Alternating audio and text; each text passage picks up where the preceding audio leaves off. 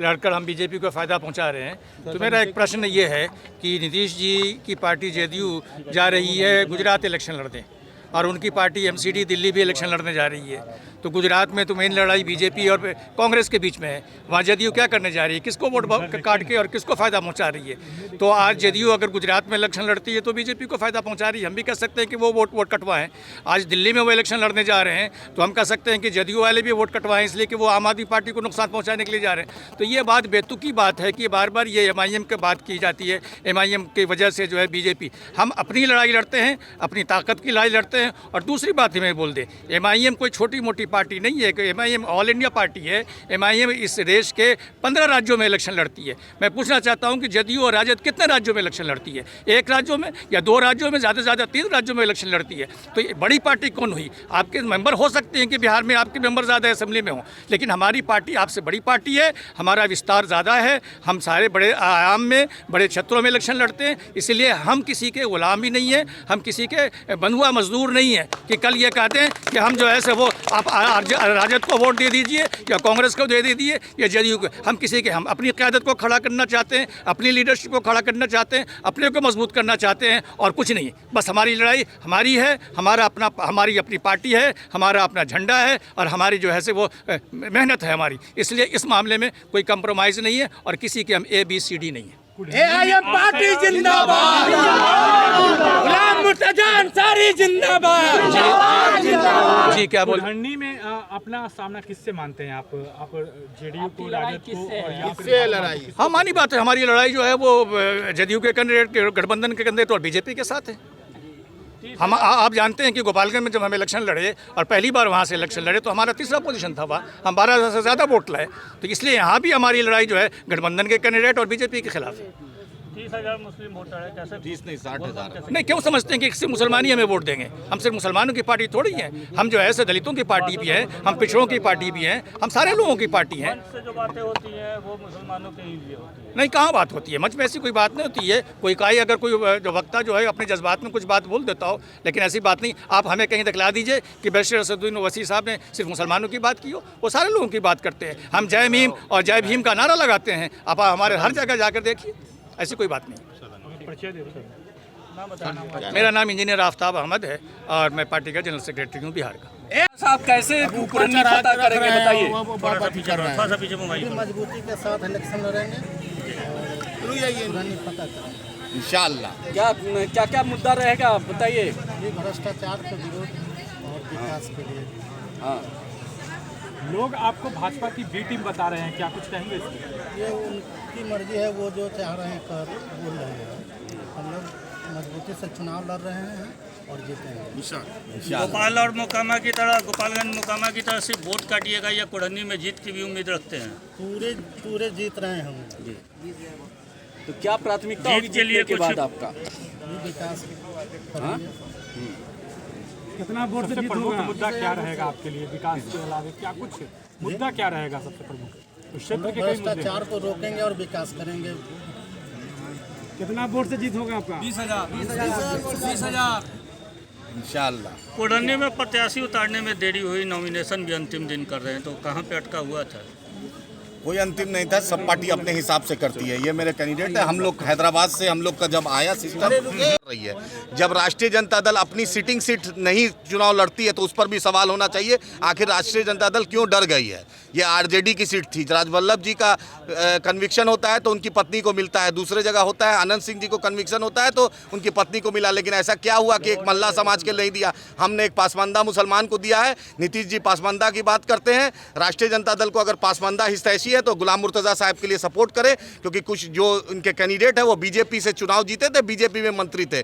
मुर्तजा साहब वहाँ के मुकामी हैं, लोकल हैं और एक पासमानदा समाज को पूरे बिहार में पतित करेंगे। आज पासमानदा समाज का जो सही हक मिलता है वो नीतीश कैबिनेट में नहीं है और तेजस्वी के यादव के सिस्टम में नहीं है। तो हमने इसलिए एमआईएम ने एक पासमानदा समाज के लोगों को दिया है। सिस्टम में नहीं है, फिर भी आपके विधायक वहाँ चले तो जाते चले जाते, कांग्रेस का भी एमएलए चला गया, शिवसेना का भी एमएलए चला गया। नीतीश जी के जब लोजपा खड़ा किया तो नीतीश जी को नींद नहीं आ रहा था। अरे लोकतंत्र है, अब कोई मीर जाफर बन जाए, कोई मीर सादिक बन जाए, कोई जयचंद बन जाए तो एमआईएम क्या करेगी? हमने तो ईमानदारी से उनको जिताया था। सीमांचल की जनता के साथ उन्होंने धोखा किया है।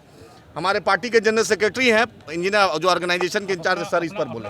मैं युवा प्रदेश अध्यक्ष नाम क्या हुआ? आदिल हसन एडवोकेट। हाँ, क्या सवाल है सर? संविधान में क्या तोड़ मरोड़ किया जा रहा है? भारतीय संविधान में इंडियन कॉन्स्टिट्यूशन के जो मूल ढांचा है, जो फंडामेंटल राइट्स है, वो फंडामेंटल राइट्स को वर्तमान की जो सरकार है, वर्तमान भारत की सरकार भारतीय संविधान के मूल ढांचा को खत्म किया जा करके और पुनः जो संविधान लागू होने के पहले जो व्यवस्था भारत में थी, वह व्यवस्था को बहाल करने का काम किया जा रहा है।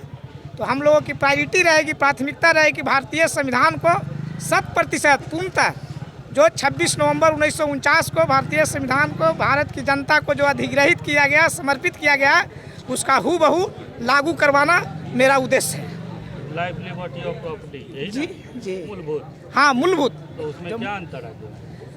जिस तरह से भारतीय संविधान की मूलभूत जो ढांचा है, ढांचा में लाइफ, लिबर्टी और प्रॉपर्टी, हाँ, उसमें क्या ढांचे में क्या अंतर है? अंतर सर ये है कि अभी जो 8 जनवरी 2019 के जो पार्लियामेंट में 103वां संशोधन जो किया गया, जो EWS सवर्णों को जो आरक्षण दिया गया 10%, वह गैर संवैधानिक है, भारतीय संविधान की मूल ढांचा के खिलाफ है। क्योंकि आरक्षण कोनो गरीबी हटाने का कार्यक्रम नहीं है, आरक्षण हिस्सेदारी का मामला है, प्रतिनिधित्व का मामला है। एक बाप के 5 बेटा रहता है तो 5 बेटा की बराबर संपत्ति को हिस्सेदारी मिलती है। वहीं आरक्षण जो है भारतीय संविधान की भारत की प्रत्येक नागरिकों की हिस्सेदारी की मामला है, जिसको वर्तमान सरकार के द्वारा वह गरीबी के नाम पर उस आरक्षण व्यवस्था जो भारतीय संविधान में दिया गया है, उसको खत्म किया जा रहा है। जातीय आधारित आरक्षण जो है वही लागू रहे, आर्थिक आधार पर न किया। आर्थिक आधार पर आरक्षण की व्यवस्था है ही नहीं। यदि जो आर्थिक आधार पर व्यवस्था जो सरकार किया है, तो भारतीय संविधान में जो बैकवर्ड क्लासेज दिया गया, बैकवर्ड क्लासेज के जो 3 पार्ट दिया गया, SC, ST, OBC, उससे ज़्यादा गरीब है। तो आर्थिक आधार पर आरक्षण दिया गया तो उसको पहले मिलना चाहिए, SC, ST, OBC को पहले मिलना चाहिए। कितने सालों तक जी, कितने सालों तक आरक्षण कितने सालों तक? जब तक समानता नहीं आ जाए, जो भारत की संविधान, हाँ आ जाएगी जी, आरक्षण से समानता आ जाएगी। जब सभी को समान हिस्सेदारी मिलेगी तो समानता आएगी। यहाँ तो गैर बराबरी है, अनइक्वलिटी है। अनइक्वलिटी को खात्मा करने के लिए बस आप समानता ले आइए जी, कुढ़नी से आप समानता ले आइए। कुर्नी से नहीं, कुर्नी से यह होगा, बिहार एक दिशा निर्देश देगा। बिहार की जो है, बिहार की जनता पूरे देश को दिशा निर्देश दिया देता है, क्योंकि यह बुद्ध की धरती है, ज्ञान की भूमि है, बुद्ध बिहार है। वैशाली से क्यों नहीं उतरे? जी, वैशाली से भी हमारे लोग चुनाव लड़ेंगे। जब चुनाव होगी तो वैशाली से भी चुनाव लड़ा जाएगा। परिचय यह तो टेलर है। मेरा नाम हुआ मूल निवासी सुनील कुमार यादव, बिहार प्रदेश। कर दिया है, क्या प्राथमिकताएं रहेंगी कुढ़नी की? सबसे पहले तो आम जनता के लिए यह मेरी सोच रहेगी कि हमारे संविधान को जो तोड़ मरोड़ के लाया जा रहा उसको बढ़िया से वहाँ पे लाया जाए, और हमारे जैसे भी संविधान को है उसको ठीक से लागू किया जाए। और हमारे सर कुछ बतलाएंगे। क्या किया जा रहा है संविधान में?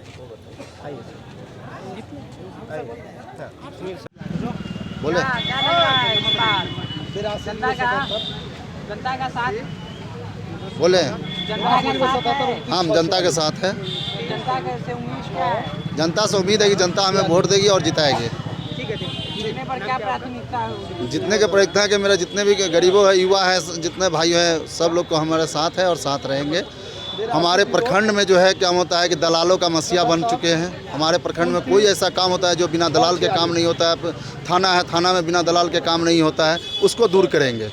शिक्षा पे आप क्या करें? शिक्षा पे है कि जो अभी हमारे बड़े भाई सरपंच पति हैं, वो अभी भी जो है शिक्षा पे पूरा ध्यान देते हैं। सेम उससे भी ज़्यादा हम लोग जो है मिल करके और जो है शिक्षा को सुधारेंगे। तो माना जाए कि महागठबंधन और भाजपा में टक्कर है, इस पर क्या कहना? इस पर मैं कोई टिप्पणी नहीं कर सकता हूँ।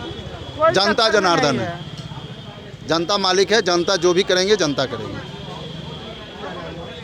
नाम क्या है आपका? दिनेश कुमार राय, पुराने। किस पार्टी से किया? निर्दलीय। नाम क्या हुआ आपका? विनोद कुमार राय। कुढ़नी को लेके क्या कुछ मामला है? कुढ़नी के मान सम्मान के लिए हम नॉमिनेशन दिए हैं। क्या रहेगा आपका मुद्दा? मुद्दा भ्रष्टाचार, विकास है तो आपके क्षेत्र की क्या समस्या है? सबसे बड़ा भ्रष्टाचार है मेरे क्षेत्र का समस्या कुड़न्नी का। कैसे दूर कीजिएगा? क्योंकि योजना अब तो समय आएगा तो बताया जाएगा, किया जाएगा उसका मुकाबला। सबसे पहले पीडीएस के 60 रुपए क्विंटल को रोकना। क्या नाम है? विनोद कुमार राय।